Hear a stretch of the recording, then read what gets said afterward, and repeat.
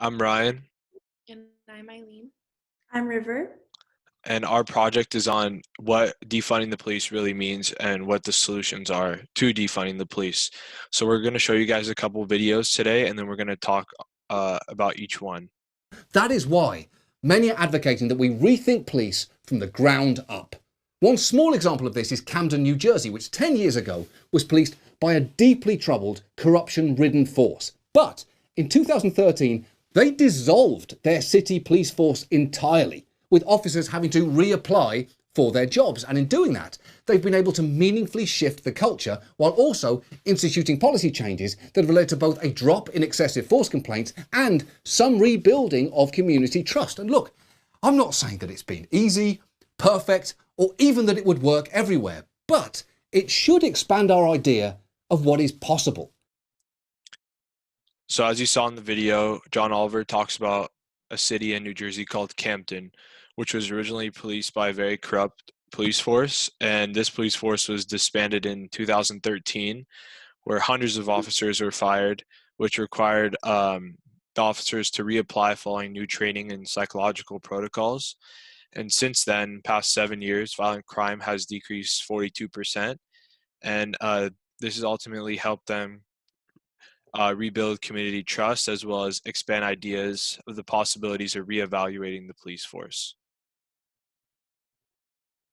It's a line of thought that springs almost organically from the experiences of millions of Black Americans who've experienced abuse and violence from cops all their lives. For some, it means exactly what it sounds like: get rid of all police. For Vitali, it means recognizing the police for what they are and asking a lot less of them. What we need to understand is that policing, even when it does everything right, is a tool of violence and social control, and should always be understood as a deeply problematic institution. And anytime we turn a problem over to them, we are inviting that violence into our lives. And so that really can't be reformed ultimately. Does that mean that there's a future you can see where there are no police in a city? Well, I'd certainly like to see such a future. I mean, I think we'd all like to live in a world where public safety isn't achieved by people with guns and by putting people in cages.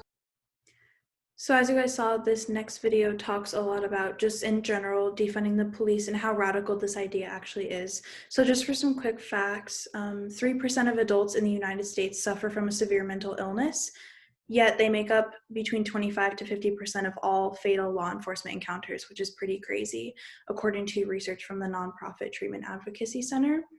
And in addition to that, a police officer position in the state of California requires only 664 hours of training total, in comparison to over 1,300 hours required to practice something like cosmetology or even to become a barber or something like that.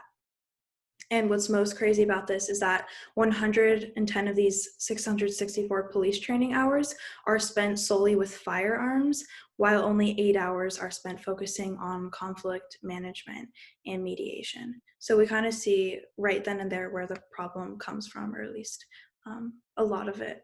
So it would benefit everybody to identify which jobs are given to police officers from the beginning that would be better executed by other people, like social workers and crisis management teams who aren't coming in armed and don't have guns.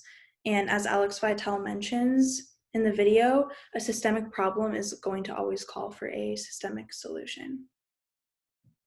If you think about the Washington Post database, for instance, they only have killings by officers on duty that use a gun. So say, for example, an officer goes home and runs somebody over with their car, like that's not counted. Say somebody's on duty and the officer runs you over with their car, not counted. Eric Garner's death is not in the Washington Post database. Why? Because he wasn't killed with a gun, right? So we wanted to say that, like, whether you got killed by a taser, a chokehold, whether the officer was at home and like killed his wife off duty, we consider all of those to be symptoms of the same sort of root problem. So that's why we created the database. And what we know is that left to their own devices, the police will just never report this data. There are times where, like, the state of Florida has reported 0 police killings in the entire spans of years. And you're like, well, we know that's not true. Like, we can just look at the news and say it wasn't 0, right? So the data actually is really important for us to help locate what the problem is and what the solution should be. And the last thing I'll say is that we have to figure out how to start talking about police violence beyond death. So when we are collecting all of the data of violence that is inflicted by police officers, it only counts the ones which die due to like lethal firearm weapons, which leaves out, as the video stated, if you got hit by a police car, if you got put in a chokehold. So like the statistics are only accurate if we're looking at gun-related violence and brutality and death.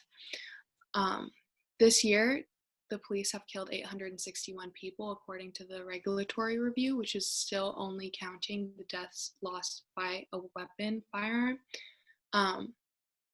And Black men are approximately 2.5 times more likely to be killed by police than a white man. But this is still only looking at gun-related. So there's this myth that like Black people are just carrying guns around and like they're in the presence of the police, and that actually isn't true. And with regard to policy, we found out a lot of things. So we created the first public database of use of force policies and police union contracts in the country because we were trying to figure out, like, why are the police not accountable? Is it really that prosecutors and mayors just don't care? Like, what is the what? And what we found is that there's literally just a different justice system. So you think about places like in Maryland. In Maryland, the law literally says that a citizen can file an anonymous complaint against an officer for everything except brutality. And you're like, I don't even know what that means. In California, there's a law that says that any investigation of an officer that lasts more than a year can never result in discipline. You're like, I don't know what that means, right? In places like Baton Rouge, you can't file a complaint over the phone against an officer. There are places where you have to file an affidavit. It's like, where would you go to get an affidavit today? I don't know, right? Like, there are all these things that almost guarantee that officers won't be held accountable, and we shed light on them for the first time with this big database, trying to help people see, like, and actually, you could get a great prosecutor, but if the rules are set up against everybody, the great prosecutor is still hamstrung. You can get a mayor, you can get a city council, but if we don't focus on these structural things that aren't necessarily the most sexy, but they're actually the most salient in terms of outcomes, like, we'll never win. The lack of accountability is where our police system really faults, because if there's no accountability, then there's no responsibility to act correctly. The police department follows their own code of law when it comes to holding an officer responsible to a crime. There's almost a separate justice system in place for police misconduct, which isn't the same extent as civilians, as we see it, them paying bail and just receiving paid leave. In some states, you can't even complain to officers specifically about brutality. You can put in a complaint about anything else but that. So it also ruins the statistics of people being brutalized by police if you can't even write in a complaint. And if you can, there's this unspoken rule in the police force called the blue wall of silence. And it's basically where you don't rat out on another cop and you can throw away complaints left by other civilians. Defunding the police absolutely does not mean that we eliminate all cops and just succumb to the purge. Instead, it's about moving away from a narrow conception of public safety that relies on policing and punishment and investing in a community's actual safety net, things like stable housing, mental health services, and community organisations. The concept is that the role of the police can then significantly shrink because they are not responding to the homeless, or to mental health calls, or arresting children in schools, or really any other situation where the best solution is not someone showing up with a gun. That is the idea behind Defund the Police, if you actually listen to it, which suggests that Tucker Carlson has the exact level of understanding about the Black Lives Matter movement that you would expect from a man who always looks like he just saw his first black Barbie and feels confused, but mostly scared. So what is the ultimate goal? So some common misconceptions about the police force is that the goal is not to eliminate the police. Both sides can agree that we don't want to get rid of police, rather reevaluate them and allocate money to other ways, in other forms. So law enforcement doesn't necessarily encompass only policing and punishment, and public safety is a priority for the police force. So some solutions can be to invest more money into stable housing, invest more money into mental health services, as well as invest more money into community organizations. And this would ultimately result in the role of police shrinking, and also police won't need to play as big of a role in enforcement and punishment. So we hope through this project you guys learned something new that you didn't know before. And our goal in putting this out there was basically just to shed light on what defunding the police actually means. When you research into it, it can seem scary just from the name of it. But the goal is ultimately to build a safer world for everybody, not just minorities or people who have been oppressed, but everybody around. And that's what we wanted to shed light on in doing this project, because the current system that we have is not upholding safety. Yeah.